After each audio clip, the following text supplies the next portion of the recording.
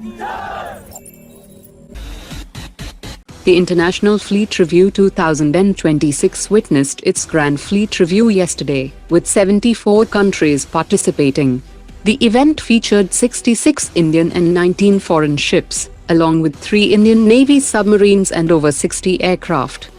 The Director General of Artillery of the Indian Army visited Hyderabad-based Aditya Precitech's Loitering munition manufacturing facility, underscoring the Army's sustained push for indigenous precision strike capabilities.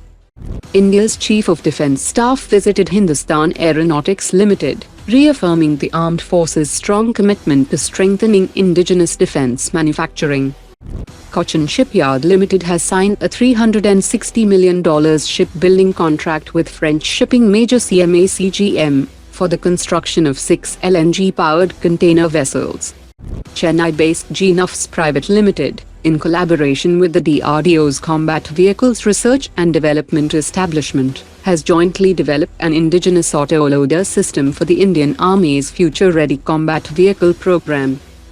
The Indian Air Force is preparing to gradually retire its Jaguar aircraft from 2029, with older Darren 1 and Darren 2 variants to exit first. DroneVerse has successfully conducted the flight test of its Rudra 10 drone, that is intended for tactical strike roles. The Tata-Airbus H125 helicopter final assembly line will initially produce 10 helicopters per year, with long-term plans to manufacture 500 helicopters over 20 years. Ahead of Prime Minister Modi's visit to Israel next week, India and Israel's defense ministries hosted a strategic seminar for industry stakeholders to deepen bilateral defense cooperation. French Defense Minister Catherine Vautrin has raised the possibility of expanding submarine cooperation with India, including 3 additional Scorpion-class submarines.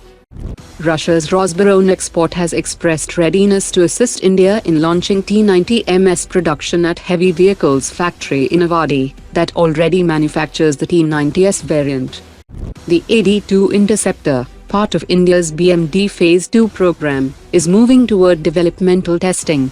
The Mach 7 Plus capable AD-2 interceptor will expand India's interception capability, strengthening the country's ability to counter long-range ballistic missiles and MIRV threats. American defense analysts have said that Washington is working to steer India away from Russia's Su-57E fighter jet by promoting the F-35A as an alternative.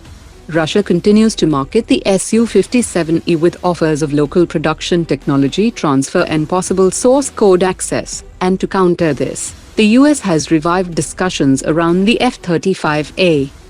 After starting work on a 300-kilometer Pinaka Mark IV long-range guided rocket, latest reports indicate that the DRDO has also initiated work on a 450-kilometer Pinaka Mark V rocket, which could become the longest-range guided rocket in India's arsenal. The 450-kilometer rocket system will bridge the gap between long-range artillery and tactical ballistic missiles such as Pralay missile, and will be a cost-effective high-volume strike option against time-sensitive targets for the rocket force. Today's top 3 comments.